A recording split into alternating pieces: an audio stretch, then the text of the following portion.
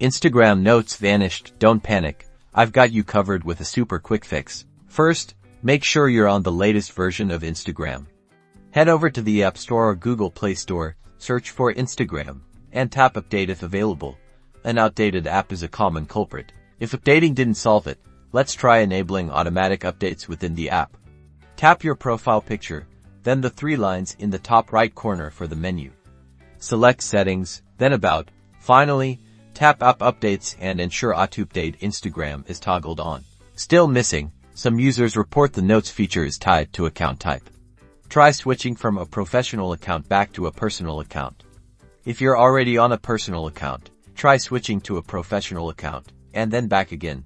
To do this, go to Settings, then Account, and then tap Switch Account Type. Last resort, report the problem directly to Instagram.